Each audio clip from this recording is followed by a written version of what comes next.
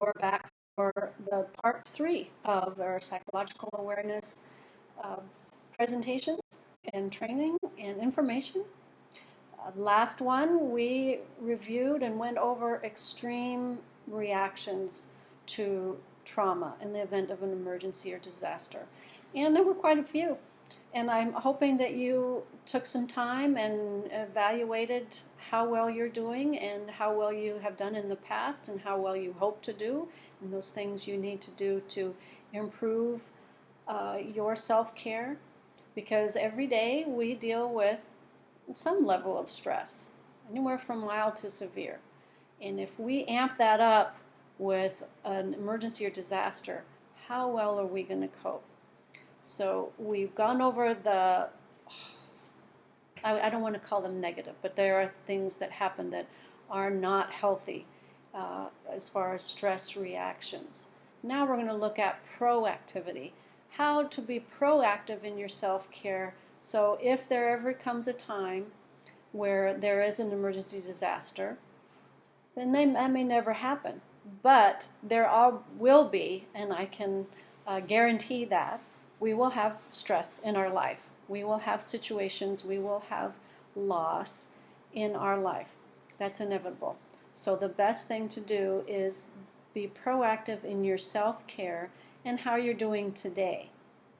We can't, and we certainly hope that there won't be any disasters or emergencies, but you will be prepared, be more prepared because you're caring for yourself. So, on the slide, proactive self-care. How to manage your personal resources. Those things and those people and those places that are part of your self-care. Plan for your family and home safety. Have your own emergency disaster plan. And actually you can find on D4SK or Dads for Special Kids website how to create your own emergency disaster plan for your home and for your family. That would be a great asset for you and will help you apply what you've learned here to that, and vice versa. Things you learn about the logistics of your plan can help you identify, oh, that's right, I remember Kelly talking about caring for yourself in this situation and how best to change the logistics to improve that. So I would highly recommend that you create that for yourself. That's being proactive. How to care with your child, pet, all those things, like the slide says. And now, presently, are you getting adequate exercise, healthy nutrition? Are you getting relaxation? Are you getting time away? Are you getting, even if it's a couple hours a week, make sure you make time for yourself. There's a big difference between selfishness and self-care. Selfishness is, it's all about me. Doesn't matter if it bothers you or not. I'm all about me at the cost of others. That's selfish. Self-care is, I am responsible. Only I am responsible for my self-care. My physical, emotional, spiritual, mental health is my responsibility. It's no one else's. My husband or my friends or family, they can help support me, but it is not their job to make sure that I'm healthy. So take care of yourself. Even in those very basic, sleep, rest, exercise, nutrition, healthy relationships. Next one is provider self-care. So you as a provider are caring for yourself and using these tools to manage stress at work, such as in the event of an emergency or in a daily situation. Hopefully your DTAs have done some training, or you've had in-house training or discussions on this is how we work with high stress situations, or this is how we work with how well you are doing and who you can go to talk to if you're having a hard day. Is there someone? I hope there is. Use the management tools regularly, such as accessing supervision routinely to share concerns, difficult experiences, and to strategize. And this kind of focused on during the time of an emergency, to check in with your supervisor, share your concerns if you see things that may need to change, or someone else that's not doing well. Now be careful that you're not over managing. We talked about when you kind of take over. I'm not talking about doing that. We talked about over control in the situation. You're not over controlling, but you are going to your manager or supervisor or your peers and saying, hey, I think this kind of needs to be changed, or I really need to take like 2 minutes, or can we just sit and talk when it's a break session, and so we can just work through what we've been dealing with. Practice brief relaxation techniques. Be very aware of your breathing. A lot of times, and most of the time, when we're in a heightened state of stress, we breathe way up here. We breathe up real high, and our voices get really tight, and we run around like this, and everything's up here, and we're not breathing deeply. You need to be aware of your breathing. Put your hand on your diaphragm, which is just underneath the chest, above your belly. And when you take a breath, expand that diaphragm. Make the air push your belly out. You're getting much more air into your lungs. And if you breathe up here, your lungs aren't full. So take some time, even when in daily situations, you're at home and your kids are losing their minds upstairs. Something to where, okay, I need to relax. I'm going to sit or lie on the floor and breathe. Breathe in through your nose. Don't breathe in like that, because that's not deep breathing. Just breathe and relax. That's much more healthy breathing, and it brings down the stress and the anxiety. Being mindful of, what can I do to bring down the anxiety in this moment? I also like to use the 5 things application. If you're in a heightened state of stress or anxiety, being mindful of, okay, I need to redirect these racing thoughts on something else. So take a look around your room, wherever you're at, and find 5 things that are relaxing. Well, there's a nice painting on the wall. There's a fan that's moving air around. I look around and I see wind chimes, and that's nice and relaxing. Identify 5 things that aren't stress-inducing. You can look outside, you can see the trees outside, you can pet my cat or my dog. That's relaxing. You picked 5 things. Now close your eyes. Let's do this. Close your eyes and listen for 5 sounds. Take the time. What do you hear? Do you hear the air conditioner? Maybe you hear music in the background. Maybe there's people talking, or you've got a fish tank that's bubbling. I hear the traffic outside. I can hear people talking in the other room. Okay, open your eyes. So you identified 5 soothing sounds. Then think about 5 things around you that you can touch. Feel the chair around you. What does that feel like? Is it rough? Needs to be cleaned? It's wood or it's a metal? You can feel your hands. Massage your hands. You I said earlier, you have a cat or a dog, call them over, pet them. If you're in the program, find something that's sensory soothing. Maybe there's one of those stress balls that you can squeeze. What are some things that you use with the clients that are soothing? Use that for yourself.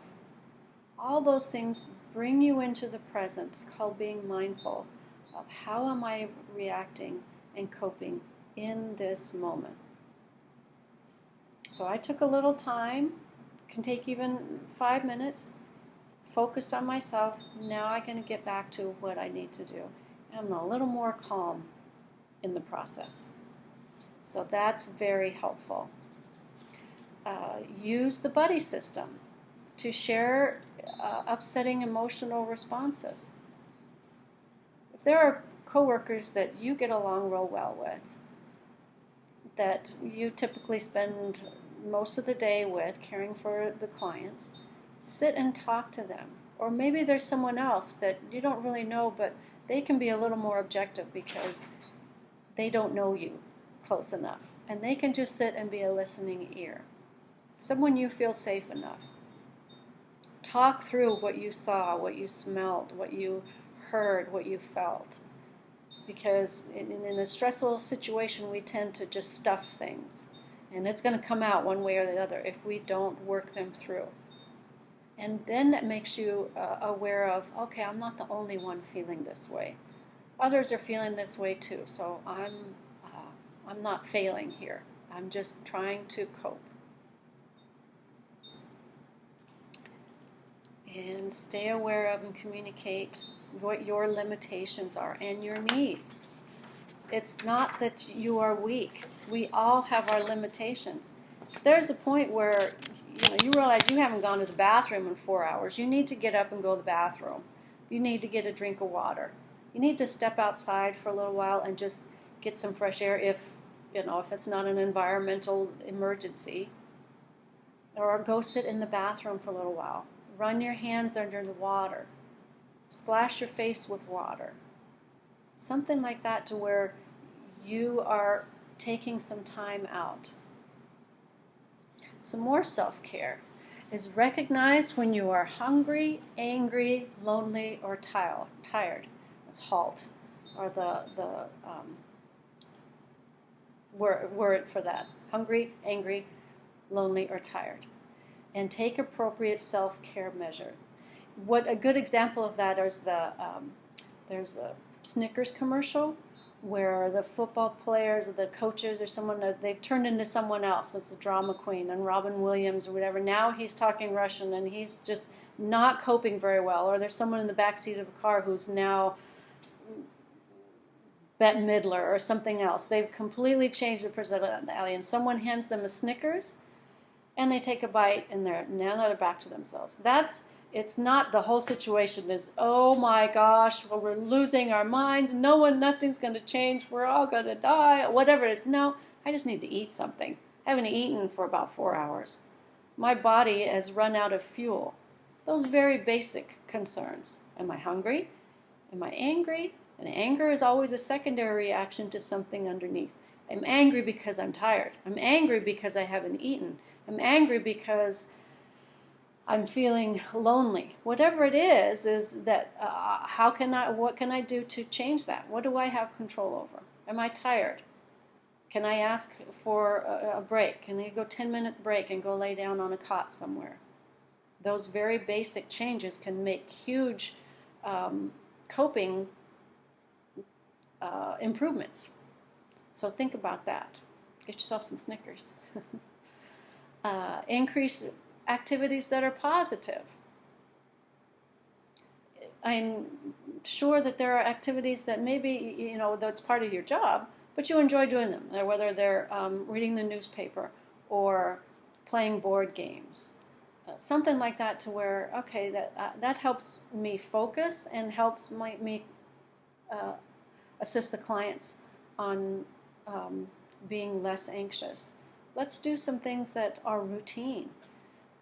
That's something that they enjoy, and I enjoy doing it with them. Do that. When you're at home, do the same things. Involve yourself in activities that are enjoying. You enjoy. That brings up those healthy chemical reactions rather than the stressful chemical reactions. Go sit in your pool or go watch a funny movie. Don't watch horror, sci-fi, slasher movies. We'll do something that's positive for you. Absolutely practice your faith, your philosophy, your spirituality. That helps you let go of what you feel you have no control over and what we don't have control over. Talk to those who can be spiritually supportive. Involve yourself in your church or synagogue or mosque or where you go to enrich that part of you again instead of abandoning it. More self-care is spending time with family and friends. And that's something we need to do right now. Same as the others, the ones we talked about just now, the hungry, angry, lonely, or tired. Increasing activities that are positive, always a good thing. Practicing your faith, if you have it, it's always a good thing. Keeping yourself connected to other healthy, positive, supportive human beings. Spending time with your family and friends that reminds you of what you do have and what you want to hold on to, what you need to take care of. Learn how to put stress away. That doesn't mean avoid your thoughts or your feelings.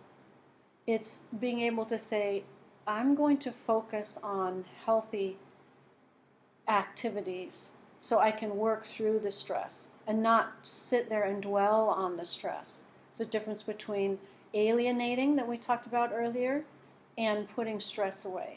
And this is after a while, when it's been a while and we all have stress, we realize I'm not going to sit here and dwell on it. I need to go do something that I have control over. Stress and anxiety are from situations we have no control over and had a direct effect on us that we couldn't choose to opt out on and say, no, I don't want to participate in an emergency today. We had no choice. So what do? We focus on what we do have control over. And that helps us put that stress aside. And what that does is help us regulate, okay, I'm not so stressed today. I'm not feeling too bad today. Still there. I want you to recognize it, but it's not consuming me. Limit your caffeine, tobacco, and substance use. Caffeine it gets us going. But if you drink too much, you're going to start having heart palpitations and the jitters, and which increases your stress even more because now you've jolted yourself on caffeine. It's a stimulant. Tobacco's not good for you, by the way. Don't. And even those e-cigarettes, they're not good for you. So the more you can, if you are a smoker, work on that. Decrease as much as you can. And substance use. Like I said earlier, if you enjoy a beer or a glass of wine with dinner or on a barbecue, that's fine. But if you start drinking or other things that are not helpful, you need to not use those. Get yourself some help. Go to AA, go to NA. Work on your substance use or abuse. If it is directly affecting your ability to function during the day, it disrupts your family life, your work life, your emotional well-being, then it's not a casual drink. You are self-medicating, and your body's going to, you may have a predisposition, or you're already aware of that it's an addiction and not just abuse. Take care of yourself, because that directly affects every part of you, system in and out. Take care of that.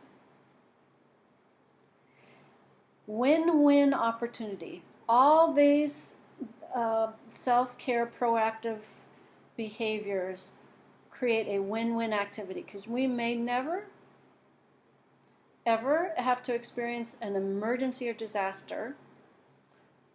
And think about that. You think about here living in Arizona. unless there's a heat wave or we lose power or there is a major dust storm or a wildfire, those more than likely would be our disasters. But think of those people now who in Texas or in the Midwest or in Florida, all those who every year, twice a year, something happens, tornadoes or floods or hurricanes. They have to be aware of this more than we do, and that doesn't give us any reason to say we don't need that. We don't have emergency disasters in Arizona. We can, and we may. So you taking care of yourself now, you're already ahead of the game in case something happens. And if it doesn't, you're in a great state because you've taken care of yourself emotionally, spiritually, psychologically, physically, and have identified those areas in your life that you need to improve. Your physical health is improved. Maybe hey, I've lost weight because I know I can't do this for 12 hours straight for 3 days straight.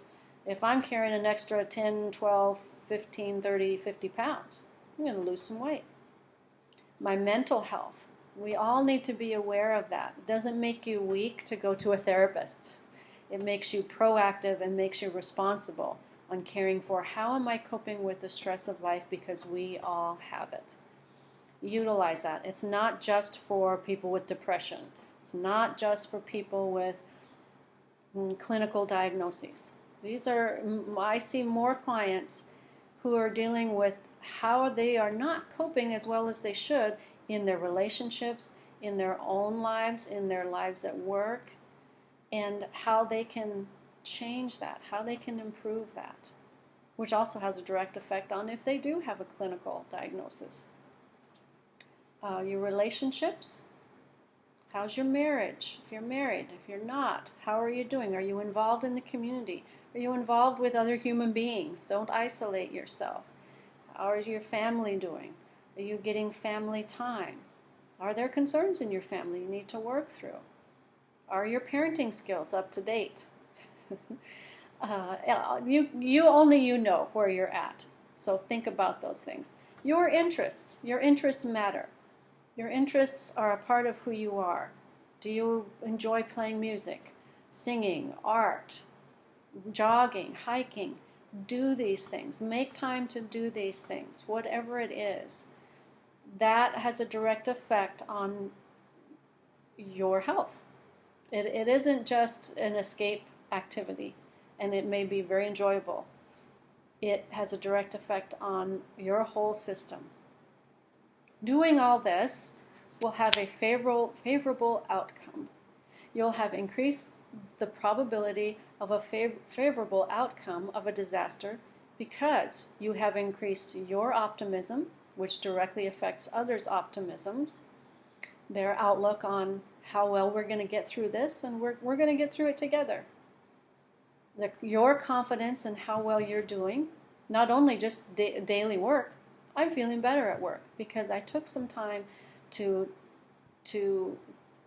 list out those things that I need to work on for me. And I feel better at work because I'm caring for me. I'm more present with the clients, and they will directly feel it. They will directly feel you feeling better. Your resources, I've actually increased resources. I've identified people, places, and things that I can do that are a better support for me, that I have access to, or that I am a resource to somebody. And my resilience. I will bounce back from this situation, which the DTA and your clients and the whole experience will bounce back quicker by one person at a time taking care of themselves.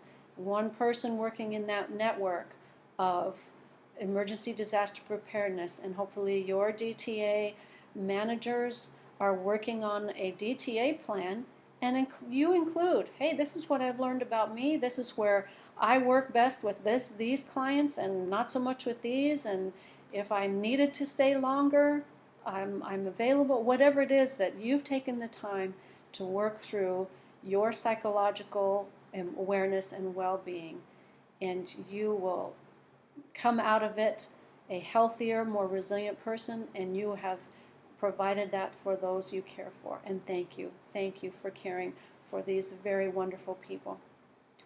All the best to you. If you have any questions or input, please feel free to contact us, and we will provide that email address or a phone number, and would love to hear what you thought of this training and some of your questions that I can answer on a follow-up question and answer video that will be provided to you. All the best, and take care of yourself. Bye.